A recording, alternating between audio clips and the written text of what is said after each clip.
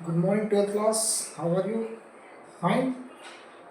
कल जो पढ़ाया था 2 दिन से, जो मैंने ग्रुप बोल रहा मैं अपने चैनल पे जो आपको वीडियो बना के डाले, आपने उसको समझे कि नोट्स बनाए कि नहीं बनाए? मगर आप अगर इसको डेली नोट्स बनाते चलोगे तो आपका फ़ायदा होगा। क्लियर बेटा?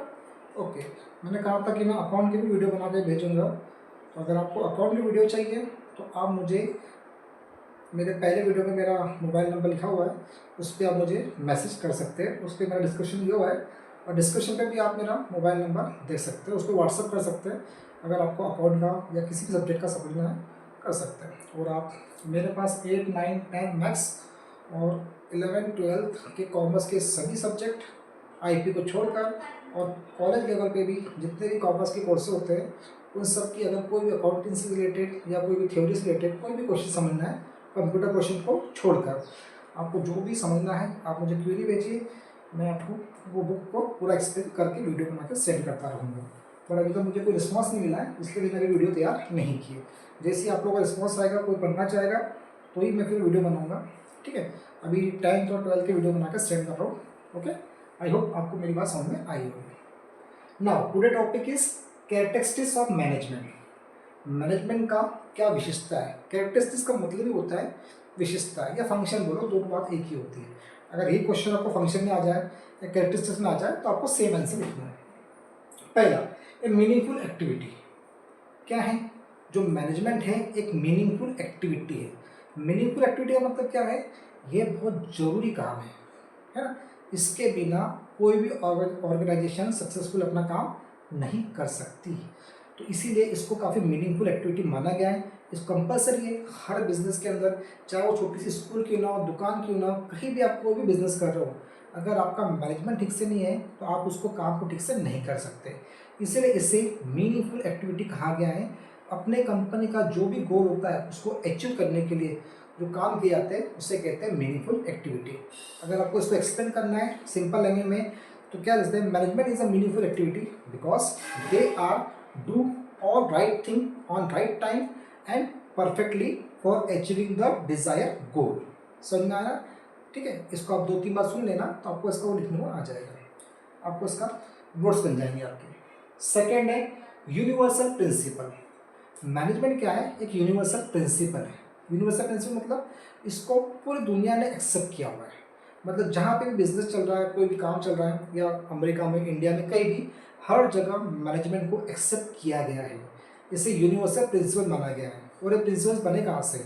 ये प्रिंसिपल्स बने हैं जब इंडस्ट्रियल रिवॉल्यूशन हुआ था अमेरिका में, इटली में, जर्मनी में, फ्रांस में, यूके में।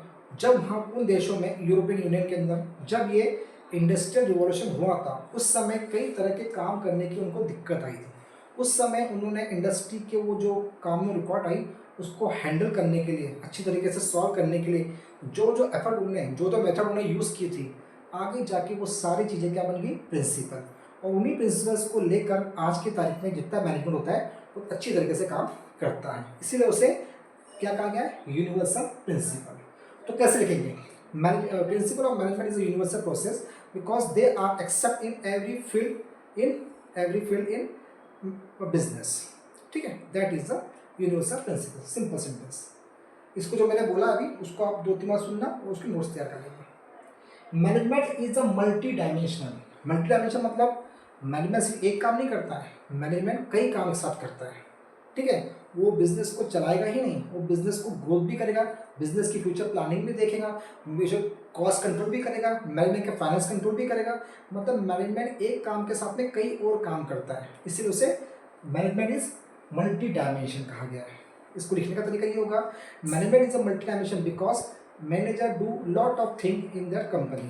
Okay, some management do for finance work, some management do for sales work, some management do the technical work. Okay, this type of all management are do better for the organization. इसको 3 जगह सुनना और लिख लेना। Management of work, ये fourth पता नहीं कहाँ से आ गया, और है नहीं वहाँ से। ठीक है, मैनेजमेंट ऑफ वर्क। मैनेजमेंट क्या काम करता है? जो भी काम बिजनेस में हो रहा है, जो वर्क हो रहा है, उसको प्रॉपर तरीके से करवाने का काम किसका होता है? मैनेजमेंट का। इसीलिए उसे कहा गया मैनेजमेंट ऑफ वर्क। ठीक है।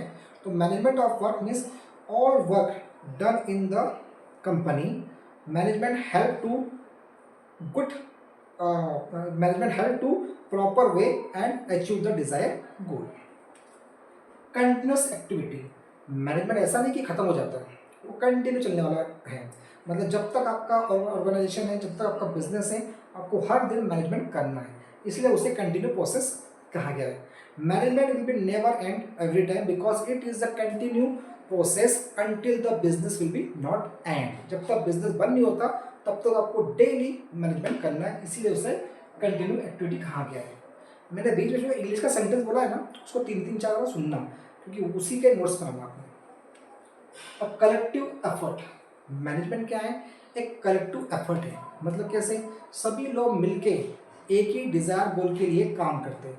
मतलब सभी डिपार्टमेंट, सभी तरह के लोग मिलके एक ही जगह काम करते हैं और कंपनी का जो डिजायर गोल है उसको अचीव करने का काम करते हैं, इसलिए कहा गया उसे कलेक्टिव एफर्ट। तो कैसे लिखेंगे इसे? Management is the effort of the people, all the organization, all the department come together and work together and achieve the desired goal. That's why it is called collective effort or activity. Management of people, भाई कोई भी company में काम कौन करता है? लोग ही करते हैं ना। तो मैनेजमेंट क्या है? लोगों को एक ही डिजायर गोल के लिए सभी को एक जगह जमा करना, सभी के दिमाग में सबको इतना मोटिवेट करना कि वो कंपनी के लिए एक ही तरह से एक ही गोल को अचीव करने के लिए काम कर सके। तो कैसे लिखेंगे इसको? मैनेजमेंट ऑफ पीपुल ना, कैसे लिखेंगे? All the people are work in your field, you are motivate them, है ना, motivate them, inspire them and do their work, guide to work do very properly, so they are achieve the desired goal. That's why it is called management of people. Clear हो गया? I think थोड़ा जल्दी हो गया आज, क्योंकि मैं बहुत पसीना आ रहा है मेरे को, तो शायद इस वजह से मैं ज़्यादा जल्दी बोल रहा हूँ और मेरा कोचिंग का टाइम भी हो गया है, तो शायद इसी वजह से मैं थोड़ा सा स्कूल से लेट आया, वीडियो बनने में थोड़ा टाइम लग गया आज। So sorry. आप थोड़ा अगर आपको ये टॉपिक समझ में नहीं आओ तो कमेंट कीजिएगा, मैं आपको उसको और अच्छे से एक्सप्लेन कर दूँगा। और आपको किसी भी 5-6 पॉइंट याद करना, 7 ही पॉइंट लिखने हैं, ज़्यादा पॉइंट याद करने की जरूरत नहीं, एग्जाम में 5-4 या 5 ही पॉइंट पूछे जाते हैं। ठीक है, आई होप आपको ये टॉपिक समझ में आए होंगे, और नहीं भी आए होंगे तो आप मुझे एक मैसेज कर देना, मैं इसको कल फिर से रिपीट कर दूँगा। सॉरी, आप थोड़ा सा जल्दी हो गया। Thank you, bye.